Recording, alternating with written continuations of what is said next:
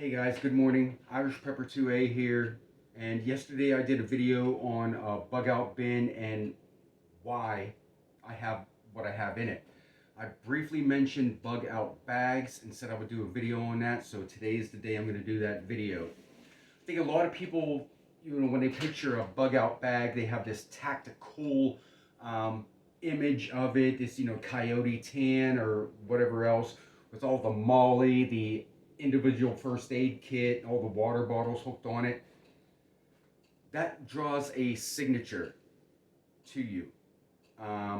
Unless you are way out in the bush and not in the public view, everybody's going to know that you're hauling something.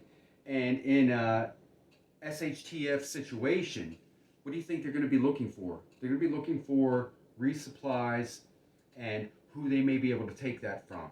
So you want to think about the ultimate bug out, bug around, and bug in type of scenario, and what type of signature, what you're subconsciously displaying to the people around you.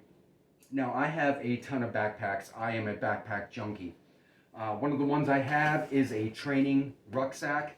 It's tacked out. I have the reflective strips, paracord bracelet, climbing rated carabiners on here in several places. This is my training bag. It's only 20 liters. You're not going to get a lot in this. Even when I go out and I just exercise with it, people still look. They notice there's something different about it. One of the things I have in here all the time,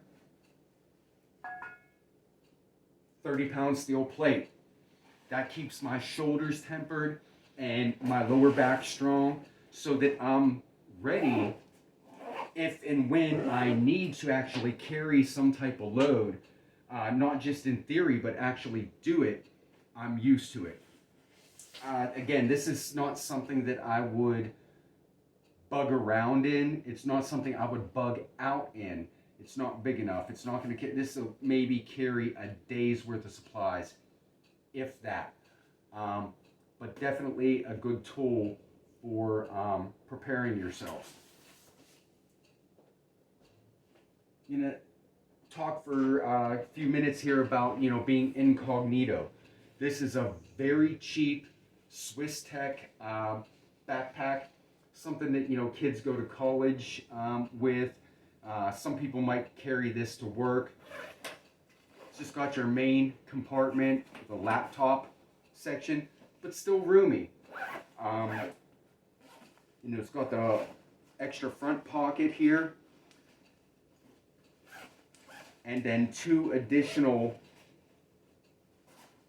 small pockets up front, carrying a water bottle, something like that, a knife, anything like that. But you have this on, everybody has something like this. Everybody has something like this anymore. You're not going to draw a whole lot of attention to yourself wearing some main store brand backpack. Something for the gals and young ladies, something like a JanSport, or in this case it's Burton in whatever color this is. It's a wine color. A lot of room in this bag. You can get a lot in here. It's got your main compartment, small implement compartment up here, and a smaller one down here. And geez, I forgot these were even in here. But yeah, oatmeal, granola bars, drink mix, gum. Hey, I'm sorry, that took me by surprise. I didn't expect to find that. It's also got this mesh on the side. Who says that in a pinch that you can't, Frankenstein your bag, cut these off, use them for some other purpose, straining, filtering, maybe even catching small fish. But the point of it is you're not going to draw a lot of attention to yourself carrying something like this. This is an old bag that I have. I've had this for 20 some years. It's an old leather backpack. And really the only damage to it is some superficial stuff. Some cosmetic scratches on the leather. I have ridden motorcycles in the rain with this thing. I put this bag through hell. It only has one big compartment and 3 outside compartments, but it would still hold a heck of a lot. You put this bag on, it just has a quick snap.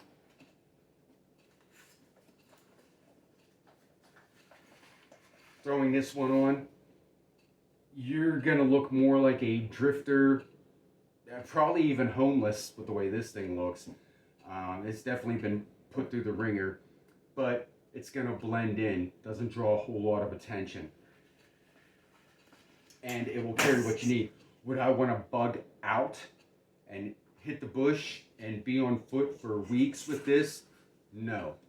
But if I'm going to remain local and I have to do all my errands and gather whatever I have on foot, move through the city, it wouldn't bother me to use something like this. It would have everything that I need. Okay? Finally, going to the ultimate end. If you would have to bug out, and I'm talking totally get off the grid, you want a good pack.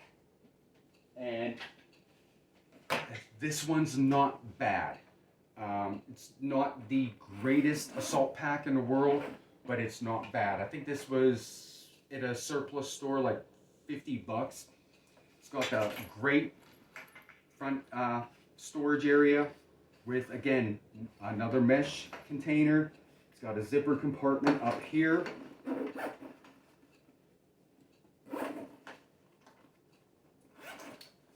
It's got the secondary pouch right there.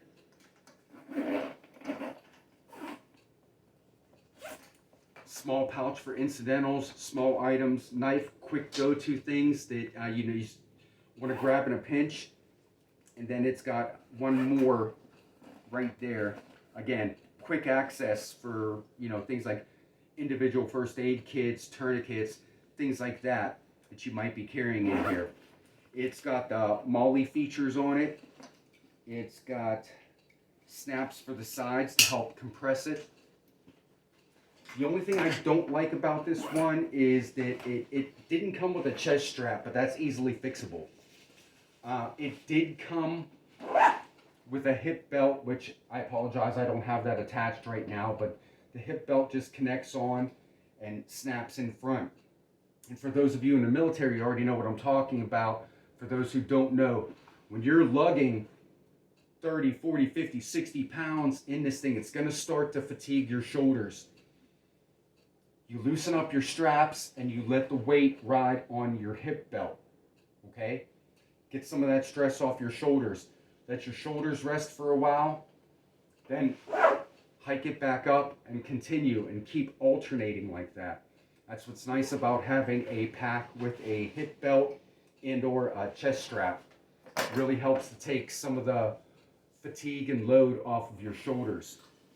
Last thing I'm going to talk about is the Velcro and morale patches that I have here. I have a couple on here. In a situation, they gotta go. Don't be walking around with that stuff. I mean, you're already flagged enough. You got the hat with the flag on it. You got the tactical bag on at this point.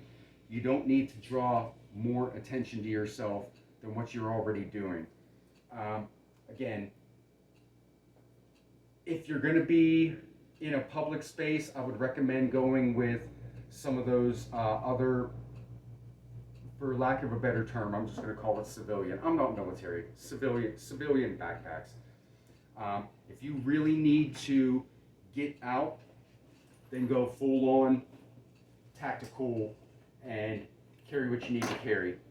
I'm not going to go into right now what goes in here. There's all going to be some commonalities of what people are going to carry. Extra clothes, food, first aid kit, various survival, but that's going to be unique to you and the region that you live in. If I live down south, I'm not going to be packing a wool blanket in here. If I live up north, I'm not going to be carrying shorts or something to that nature. It's all unique, and you need to figure that out for yourself. Really sit down and make a list, and then start going and rating that list of what is the most important to you and what you're really going to need. Are you going to need, the heat sources and things like that? But there's a million videos out there on what people put in their bug out bags.